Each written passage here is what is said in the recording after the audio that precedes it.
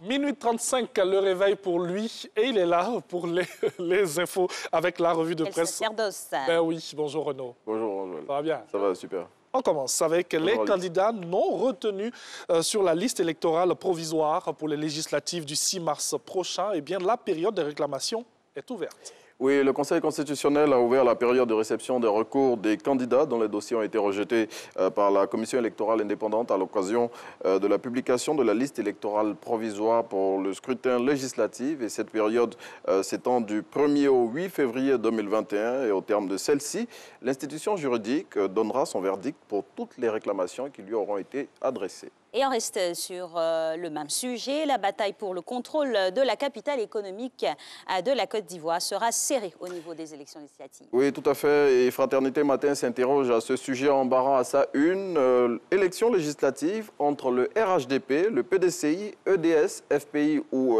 l'UDPCI, qui remportera la bataille d'Abidjan. Pour permettre de mieux apprécier la situation, le journal pro-gouvernemental fait une analyse des forces en présence et indique les circonscriptions où des leaders de l'opposition vont s'affronter. Et on en parle encore après la publication de la liste provisoire des candidats retenus pour les législatives. Eh bien, le RHDP prône l'union de ses cadres. C'est cet appel à l'union de toutes les forces vives du parti au pouvoir que relaie le Patriote avec ce titre. Législatif du 6 mars, candidat indépendant, il n'est pas trop tard. À travers ce titre, le confrère invite les candidats qui n'ont pas reçu le parrainage du RHDP et qui ont décidé de compétir en indépendant à rejoindre ses rangs. Le journal proche du parti au pouvoir souligne au passage pourquoi la discipline au sein du parti doit l'emporter sur les intérêts personnels. Et sur ce point à venir, on pourrait parler d'un remake, l'utilisation illégale de son logo par le RHDP. Le PDCI saisit la commission électorale indépendante. Oui, le parti d'Henri Konan Bédié exige le retrait de son logo de la bannière du Rassemblement des Eaux-Fouettistes pour la démocratie et la paix. Il a adressé à cet effet un courrier de dénonciation à la commission électorale indépendante. Dans ce document qui est à retrouver dans le nouveau réveil de ce jour, le vieux parti, selon le confrère, s'insurge contre cette situation qui, à l'en croire, crée la confusion chez certains de ses militants. Et on change carrément de sujet. On parle de numérotation téléphonique en Côte d'Ivoire. De nombreux désagréments ont été signalés.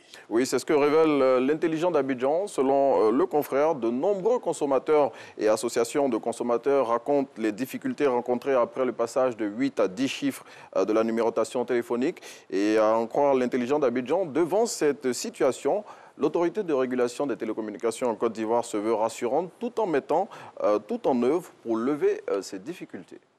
À lire dans l'éléphant déchaîné de cette semaine, une affaire rebondissante qui a eu pour cadre le palais de justice du Plateau. Oui, cette histoire concerne 4 Italiens et une Ivoirienne accusés de trafic de stupéfiants qui comparaissaient le mois dernier devant le tribunal de première instance d'Abidjan Plateau. Et à en croire l'hebdomadaire, lors de leur comparution, les 5 accusés ont déclaré qu'ils ne répondraient à aucune question en l'absence de leurs avocats qui avaient quitté la salle en guise de protestation.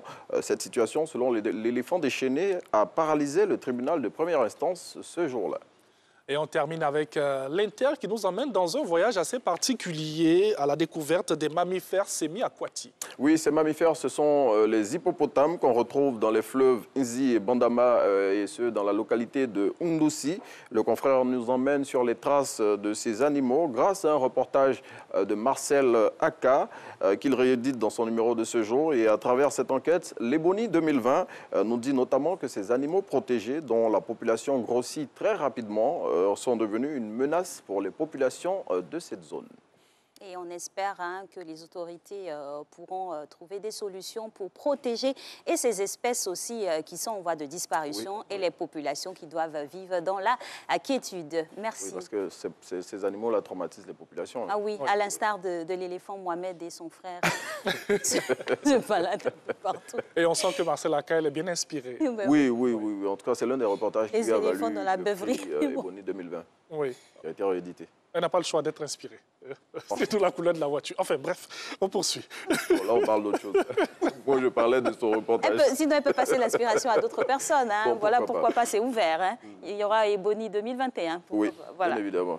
Merci à vous, Renaud. Merci. Bonne journée. Bonne journée. À demain. Alors, nous centrons